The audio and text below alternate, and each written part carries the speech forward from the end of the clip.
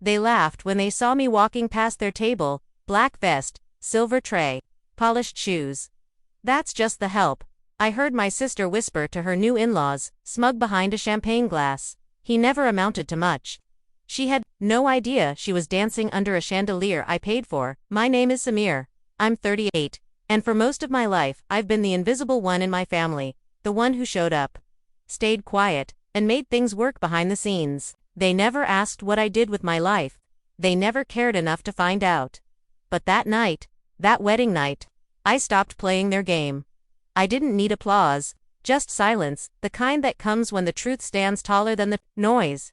If stories like this resonate, go ahead and hit that subscribe button. I've got more truth to share than I ever thought I would. Growing up, I learned early how to be invisible, not in the sad, neglected kind of way. At least not at first, just the kind where you get used to being useful without being noticed. The middle child in a South Asian immigrant household learns quickly that if you're not the golden boy or the baby girl, you'd better find value in silence. My older brother, Ali, was the pride of the family. He walked into every room like he already knew he'd be applauded. My parents didn't just love him, they revered him. Top marks, scholarships, speeches. His name lived in the mouths of aunties we barely knew. "Mashallah, your son is doing so well. Doctor no." Then there was Sana, the youngest, the only girl, the light in my mother's eyes. She had the softness that got her out of chores and the boldness that turned no into okay. Just this once. She wasn't cruel, just confident in the kind of way only someone endlessly adored can afford to be. And me. I was the one who noticed when the rice was burning. Who remembered to refill the water jugs before dinner? Who ironed Ali's shirt when he forgot he had a debate? And sat quietly while Sana practiced her dance routine in front of the only fan during summer. I wasn't bitter. Not yet. I just figured some people hold the center, and others hold everything else together. My parents worked hard. I'll never take that away from them. My father held down a grueling government job, translating documents and navigating bureaucracy for a paycheck that never matched his hours. My mother took care of everything else. She made sure we looked respectable, sounded grateful, and never, ever embarrassed the family name. They meant well, but their idea of success had a very narrow silhouette, and I didn't fit it. In school, I was solid. Never top of the class, but I liked learning. I liked observing people, how they moved, what they noticed, what they missed. I'd watch teachers more than I listened to them, how they shifted tones, who they smiled at, who they never called on. But the first time I lit up was during a school fundraiser in 8th grade. We were short on vendors, so I offered to help. With food, I didn't just cook, I plated, arranged, made little labels with ingredient details, and even added napkin folds. I stayed behind after everyone left to clean. That night, our teacher sent a message to my parents. Samir showed incredible initiative and care. They never replied. When I brought it up at dinner, my father glanced at me, chewing. "You cooked?" "Yeah, for the fundraiser," I said, a little too hopeful. He nodded. "Next time, focus on math." And that was the pattern. Anytime I showed a glimpse of what made me feel alive, it was dimmed politely, but firmly. I remember, once, in my early 20s, I sat everyone down in the living room. I had this nervous energy, like I was finally about to be seen. I told them I was starting a catering business. My father furrowed his brow, not in concern, in confusion. "You're going to carry trays for a living?" Sana burst out laughing. Before I could answer, "Well, when I get married, we'll know who to hire." Even Ali, who usually kept to himself, smirked without looking up from his phone. It wasn't the first time they'd mocked me, but something about that moment, the casual dismissal, the way they moved on to the next topic without missing a beat, it settled deep. They didn't see what I was building. More importantly, they didn't want to. So I left no scene, no fight. Just a packed duffel bag, a polite text saying I'd found a job in another city, and a quiet exit through the back door. Early one morning, I started at the bottom. Dish pit, 14-hour shifts, burned hands, cash tips saved in an envelope under my mattress. But kitchens have a rhythm, and once you find your place, the noise becomes music. I watched the head chefs, how they managed chaos, how they plated perfection under pressure, how they built reputations on consistency. I didn't just learn to cook, I learned to lead. Over time, I took night classes in hospitality. I studied real estate in the early mornings. I asked questions, hundreds of them, to anyone who'd let me listen. 5 years in, I opened my first pop-up kitchen. 7 years in, I had a catering business that serviced some of the most elite weddings in the city. By year 10, I owned 2 event venues, one of which would eventually become the setting for a wedding that no one in my family ever expected me to touch. But the funny thing is, through all those years, my phone never rang. Not once from my parents. Not once from Santa. Not even a forwarded "proud of you" from some distant cousin. I don't know if they didn't care, or just didn't ask. Maybe it was easier for them to believe I was still figuring things out. And honestly, I let them imagine me as the underachiever, the failed middle child, the one who never amounted to much. Because I learned something more powerful than proving them wrong. I learned how to succeed quietly, and one day, that silence would speak louder than anything they'd ever said to me. Years passed. My silence stretched comfortably into the distance between me and my family. I didn't avoid them out of anger, not exactly. It was more like walking away from a table where the conversation had long stopped making sense. I heard about milestones through extended relatives, saw wedding photos of cousins on social media, and learned of promotions and pregnancies through passing mentions. No one called. No one asked how I was doing, and I didn't correct them when they assumed I was still figuring things out. By then, I had a well-established catering and events company, boutique, high-end, discreet. Everything I once admired in the world of hospitality, I had shaped into something of my own. I never used my last name for branding. Reverie Events had no cultural trace, no obvious ties to me. It was intentional. The anonymity gave me freedom, and, as it turned out, at that point, I owned 3 venues and was negotiating a 4th. My team was small but fiercely loyal. We catered for embassy functions, curated weddings for diplomats' daughters, and designed evenings that made luxury feel effortless. I had found something rare. Peace without performance, and then Santa called. I still remember staring at her name on my screen for a full 10 seconds before answering. "Samir," she said cheerfully, like we had spoken last week. "Wow, you picked up." I stayed quiet. "So listen, I have some exciting news. I'm getting married." "Congrats," I said simply. She kept going. "It's going to be a big wedding destination style. Lots of logistics, but we're working on a budget. And someone mentioned you were still doing events or something." I nearly smiled at her phrasing. Still doing events, like it was a side hustle I never outgrew. She continued, casually, "We're looking for someone affordable but reliable. You know, someone we trust. Mom said you might be able to help." She didn't ask how I'd been. She didn't apologize for the last time we spoke, when she laughed about hiring me for her wedding. She didn't mention the years of silence. She just wanted a favor. Later that day, I got a message from my mother. A voice note, in Urdu beta. "Your sister is starting her new life. It would mean a lot to us if you could help. Even just something small. Be useful for once. Be useful for once." I listened to it 3 times. Not because it hurt, not anymore, but because it confirmed what I already knew. They hadn't changed. They weren't reaching out to reconnect. They were reaching out because they needed something. And oddly, I wasn't even angry. I was clear, so I said yes. Not to play along, but to see it through. I offered them a package through one of my associates, planners, under a company name they didn't recognize. It included a venue, my best one, in fact, with everything they were hoping for. 5-star chef. Elegant courtyard. Staff included discounted rate, for a friend of the company. They accepted quickly. "This is perfect," Santa wrote. "Looks way more expensive than it is. Hope they're reliable." She didn't know she was texting her own brother. Over the next few weeks, I became the ghost in the planning process, present but unrecognized. I supervised things quietly, occasionally stepping in as support staff. When I attended tastings or design walkthroughs, I stayed behind the scenes, dressed in black, clipboard in hand. Sana referred to me as just helping out. At one floral meeting, I brought her a sample bouquet to approve. She didn't even look at me. "Can you tell the actual planner this isn't the vibe I want?" she said, flipping through Pinterest on her phone. "Too much foliage." Ali saw me once and blinked like I was an old high school classmate. He half-dashed remembered. My mother showed up to a final walkthrough and frowned when I offered her tea. "Stand up straight, Beta," she muttered. "You look tired." No one asked why I was there. No one questioned my role. At the rehearsal dinner, the groom's parents mistook me for the house manager. I heard the groom's father joke, Nice of your family to pitch in, very efficient. Everyone laughed, and then came the toast. We were in the candlelit courtyard. Guests were tipsy, plates were full.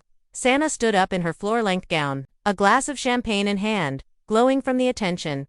I just want to thank everyone for coming, she said sweetly, voice clear over the mic.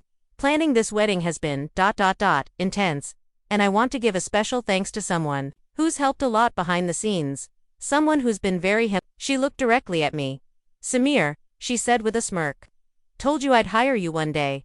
Everyone laughed. Not cruelly, just casually, thoughtlessly, as if I were a waiter who'd been clumsily included in an inside joke. I nodded slightly. No expression, no reaction, but something shifted, not in the way it used to. That slow burn of humiliation, or the ache of being unseen. This time, I felt calm, detached, like I was watching a scene I'd already memorized, now playing out for the final time. They didn't know they were standing on a stage I built, that every chair they sat in, every glass they toasted with, every bite they praised I had touched. They didn't know that the chandelier above them, the one dripping with crystal, imported from Italy, it was mine. They didn't know because they never asked, and that, somehow, was the cleanest betrayal of all. That night, after the rehearsal dinner, I sat alone in my office, the private one above the venue floor. Tucked behind mirrored glass, no one ever noticed. Below me, the staff, cleared tables. Lights were dimming, laughter still echoed faintly from the courtyard. I watched them from behind the glass, my mother adjusting her shawl, Allie talking to the groom's uncle, Santa smiling wide with a flute of champagne still in hand. And for the first time in a long time, I didn't feel invisible. I felt done, not in a bitter clenched fist way, but in the calm that comes after you finally stop expecting something that will never come. I don't know what I had hoped for, a moment of recognition, maybe. A glance that said, I see you now. I know I was wrong, but it never came. Not when I greeted them at walkthroughs. Not when I offered tea. Not even when they made toasts in my presence. Smirking like I was the punchline. And then there was the moment that finally broke the last thread. I was standing behind the curtain, in the bridal lounge, adjusting the candlelight for photos, when I overheard Santa talking to one of her bridesmaids. They were sipping iced coffee, lounging like queens in silk robes and gold earrings. The bridesmaid asked, casually, so, is that guy your cousin, or something? He's been everywhere, super quiet. Santa laughed. No, that's just Samir. He's always been kind of around, not smart enough for more, I guess. But he's harmless, not smart enough for more. She didn't say it with venom. That's what made it worse. She said it like a plain truth, like I was just a familiar piece of furniture, always there, never evolving. The kind of person who quietly fades into the background of more important lives. That line stayed with me the rest of the day, not because it surprised me, but because it confirmed everything I had quietly carried for years. I wasn't grieving anymore. I was seeing clearly. I thought back to the dinners where I refilled everyone's water before touching my own plate, where my father would ask Allie how exams were going, then ask me if I'd wiped the table, where Santa would interrupt my stories to talk about dance practice. And no one ever circled back to what I was saying. I remembered the school awards I won for organizing food drives, which they brushed off with, that's nice, beta, before changing the subject. Tout, and I launched my food truck, my very first step toward independence. I texted the family photo of the painted sign. No reply, not even a thumbs-up emoji, and still, I had waited. Quietly, I'd excused their silence, their hierarchy, their narrow views. I told myself, they'll see me eventually, when I'm successful enough, stable enough, grown enough. But I realized, something sitting in that upstairs office. Overlooking their laughter, they never would. Because they weren't curious about who I became, only judgmental about who I wasn't, to them. I had always been the one with potential, never the one with proof. They didn't ask where I lived, or who I loved, or what kept me up at night when I was building my first venue brick by brick with no investors and 2 maxed out credit cards. They didn't ask how I found chefs who became family, or how I turned broken equipment into profit, or how I went from washing dishes to hosting governors. They didn't ask because they didn't think there was anything worth asking. They didn't think I had built anything real. They thought I was still the boy ironing Ollie's shirt, still the one who could be helpful in exchange for a seat at the family table, not realizing I had long since built my own. And as I sat there, I didn't feel anger. I felt release. It hit me that their words didn't wound anymore. They just confirmed what I already knew. The pain didn't come from their mockery. It came from the decades I'd spent hoping they'd see me without me having to shout. But clarity is powerful. Once you have it, there's no going back. I leaned back in my chair, closed my eyes, and let the weight settle. I wasn't invisible. I was just inconvenient to their version of the world, a version where worth is loud, flashy, and obedient to their expectations. But I had found worth elsewhere, in silence, in small wins, in serving people who looked me in the eye when they said thank you. They thought I had no pride. What they never realized was, I had restraint. They thought I was poor, but I was rich in everything they never gave me: vision, patience, purpose, peace. That night, something inside me shifted permanently. A quiet click. The final lock on a door I didn't know I had been waiting to close, and once it did, I knew what I had to do next. Not to hurt them, not even to prove anything, but to finally let them see who I was without me having to say a word. Something quiet, something deliberate, something unforgettable. I didn't sleep much after the rehearsal dinner, but not because I was angry that had passed. It was clarity now. The kind of sharp quiet that settles in once you finally let go of needing anything from the people who refused to see you. And with that clarity came focus. I didn't want revenge, not in the dramatic movie scene sense. I didn't want tears or apologies or grand gestures. What I wanted was something simpler, clean, elegant. I wanted the truth to speak for itself, and to do it so subtly, so gently, that by the time they realized it, there was no one left to impress. So I started planning, quietly, deliberately. No outbursts, no warnings. I began with the guest list. One of the perks of offering them the deal through my company was that I had back-end access to the logistics. I noticed a few names they had left out, people they thought wouldn't fit the image they were crafting. I added them back in. Clients of mine, former mentors, a few local entrepreneurs I'd worked with. Not family, but people who knew me, the real me. I assigned them seats, strategically, close to the bar, close to Santa's new in-laws, places where conversations naturally happened. Then came the food. Santa had originally chosen a preset menu: mid-range, safe, forgettable. I overrode it quietly and replaced it with our signature line. Seasonal dishes, handcrafted by our executive chef. Each course a subtle nod to our heritage, elevated with Western flair. Every bite had a story. I didn't ask permission. I didn't need to. Then the flowers, the lighting, the music. I upgraded everything, not to be flashy, but to be flawless. I brought in the same lighting artist we used for embassy galas. I had soft gold uplighting installed beneath the courtyard trees. Imported roses for centerpieces. A string quartet for cocktail hour. Even the DJ, our in-house guy, a magician with transitions and timing, was placed discreetly on the lineup. It was all happening around them, and still, no one noticed. Santa sent her usual emails. Thanks again for helping. Can you make sure the cocktail napkins are blush, not peach? I responded promptly. Courteous, efficient, forgettable. Then, I made one final adjustment. Near the cake table was a large projector set up for a short video, a wedding montage, a cute couple highlight reel. But just before that played, I added a 40-second company spotlight, a polished sizzle reel featuring our venues, our chefs, our team, and a voiceover. My voice. I didn't say my name, but anyone paying attention would know. Our spaces, your stories. Designed with intention, delivered with care. Welcome to Reverie. That was it, simple, professional, clean. The morning of the wedding arrived. I wore our team uniform, black, dress shirt, pressed slacks, name badge, reading operations. It was my choice. I didn't want to be seated. I wanted to move, to witness. When I arrived, Santa gave me a look of approval mixed with something else. Satisfaction, maybe. Or pride in her ability to summon help on command. Looks sharp, she said with a smirk. Try not to spill anything. I smiled. Our mother adjusted my collar and muttered, "At least you're useful tonight." I nodded again. The ceremony was beautiful. My team saw to that. The flowers held, the sound was perfect, and the timing was smooth. Guests cried. Vows were exchanged. No one paid much attention to the man behind the scenes with the clipboard. Then came the reception. That's when the energy shifted. Guests, especially the ones outside the family, started asking me questions. How did you end up working here? You seem to really run the show. I've never seen a venue this coordinated. Who's in charge? I heard this place is booked years in advance. Any chance you could help with a reservation? I smiled each time. Quiet, polite, and when it felt right, I handed them my card. Founder and Director Reverie Events. Some read it, some pocketed it without looking, but one by one, the whispers began. I heard it ripple.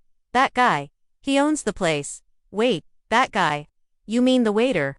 Photographers started tagging us in behind-the-scenes posts. One of them posted a reel on Instagram, quick cuts of the floral install, the lighting, the cake being rolled out, ending with a shot of me nodding to staff near the bar, tagged, at RevengeFeud Premium Wedding Design and Execution. I didn't post anything myself. I didn't need to dot the slideshow near the cake table began. Cute couple photos. A baby picture of Santa. The crowd laughed, clapped. Then, just as it faded to black, my company's spotlight played. Clean shots. Elegant music. My voice, no name, just. Welcome to Reverie. I stood near the back of the room as it played. A few guests turned around. Some looked at me, then looked again. You could almost feel the mental math happening across the room. Then Santa's new mother-in-law approached her. She was holding her phone, showing the company tag. You didn't tell me your brother owns this place, she said. Santa froze. She looked across the room, right at me. Her smile faltered, just slightly. And I nodded. Nothing dramatic. No reveal, no speech, just a moment, and sometimes that's all it takes. The slideshow had just ended when I saw the first flicker of confusion on Santa's face. She was standing near the cake table, champagne glass in hand, chatting with her Her mother-in-law leaned in, phone in hand, and said something that made Santa blink twice. I watched her smile freeze. Her eyes darted to the screen that had just faded to black, the one that moments earlier had displayed my company's logo, my voice, and a tagline I'd carefully chosen years ago to feel personal but universal. Our spaces, your stories. The mother-in-law tilted her head, half laughing, half curious. You didn't tell me your brother owns this venue. Sana. Laugh came out a second too late. No, he's just. She stopped. I could see her mind scrambling, searching for an answer that wouldn't sound like an admission. A second guest, someone from her husband's side, chimed in. Holding up a phone with my business profile pulled up. Isn't this him? He gave me this card earlier. Samir, right. Sana's eyes finally found mine across the room. She was still holding the champagne glass, but her grip had changed. Her posture stiffened, her jaw locked. She walked toward me quickly, her heels sharp against the tile. Can I talk to you for a second? She said through a clenched smile, eyes flickering around the crowd to make sure no one followed. We stepped to the side, behind the curtain near the staff prep area. She turned, arms folded. Why didn't you tell me? I didn't react. You never asked. She blinked. Come on, Samir, this is your company. I nodded, calm/steady. She looked stunned, not angry, not even embarrassed yet, just stunned, like she was watching her own assumptions dissolve in real time. I thought you were just. She stopped herself. I mean, I didn't know. No, I said gently. You didn't. You never really wanted to. Before she could respond, another voice entered. Ollie. He'd come looking for her. I could tell by the way his eyes narrowed at me. What's going on? Santa turned to him. Did you know? Allie looked confused. No, what? She pointed toward the cake table, where another loop of the venue promo was silently playing. Guests were murmuring now, connecting dots. That he owns all of this, she hissed. Allie stared at me, then at the screen, then back at me. His face didn't shift much. Ollie never showed much, but his silence spoke louder than words. And then came our father. He walked in, adjusting his cuff, clearly unaware of the tension. What's the problem? Santa turned to him, voice low but sharp. This is Samir's company. This is his venue, his food, his staff. Our father looked at me slowly. His lips parted, but he said nothing. No denial, no congratulations, just silence. The groom showed up last, half drunk and curious. Hey, is everything okay? Someone had clearly told him. His tone was more amused than upset. He looked at me and chuckled. So wait, you mean the guy you mocked during toasts, paid for this whole night? Santa's face went pale.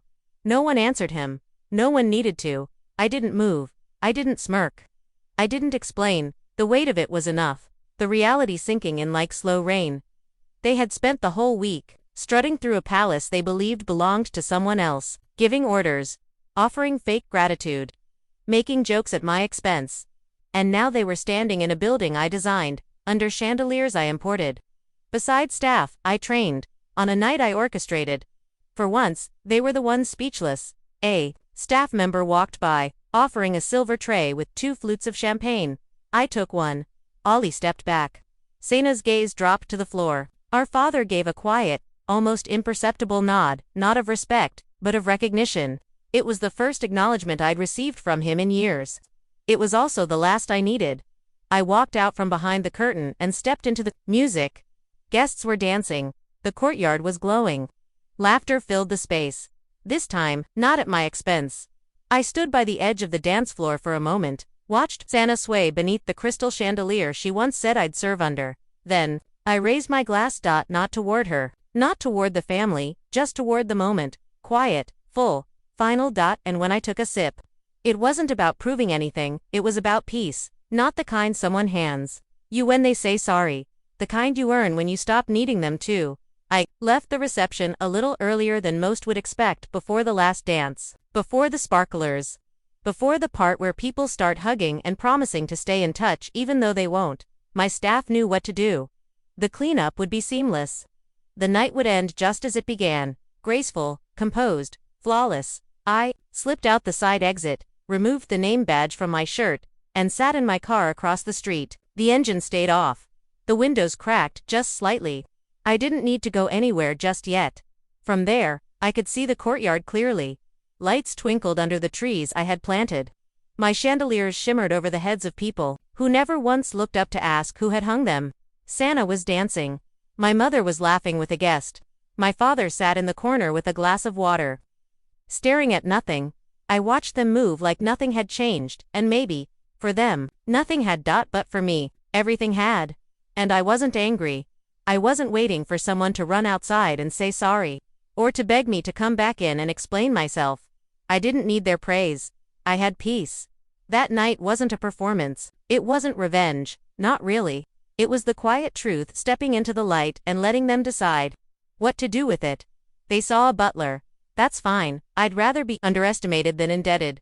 Let them believe I was always just around, that I helped out, that I stayed quiet. They can have that version if it helps them sleep, because the version I live now, the one where I build, and lead, and love without needing their validation, is the one that matters. And the funny thing is, once you stop trying to be seen by people who refuse to look, your whole world opens up. My family isn't just the one I was born into anymore, it's my team. The ones who stay late without being asked, who call me by my name and not by my usefulness. It's my partner, someone who never asked who I was trying to prove wrong, only who I was trying to become. It's the clients who trust me, the vendors who show up, the community we've built, out of kitchens and late nights, and something as simple as knowing what matters more than money: dignity. That's the thing about dignity, no one can give it to you, and no one can take it when it's rooted in who you are. I drove home that night with the windows down and no music playing, just the sound of the wind and my own breathing, steady, easy, light. They'll talk about the wedding, I'm sure, maybe not that night, but eventually. Someone will mention the venue, the food, the service. Maybe someone will say, "Did you know?" And someone else will lie and say, "Of course we did," but I'll never know, and honestly, I don't need to, because that night wasn't for them, it was for me. For the boy who used to wait for permission to speak. For the young man who got laughed at when he said he had a dream. For the man who chose not to fight, not to scream, not to beg, but to build. So if you've ever been the quiet one, they dismissed, the one they overlooked, laughed at, or called just the help, tell me your story in the comments. I promise, someone out there needs to hear it. And maybe that someone is still trying to believe that dignity doesn't come from being seen, it comes from knowing who you are, even when no one's watching.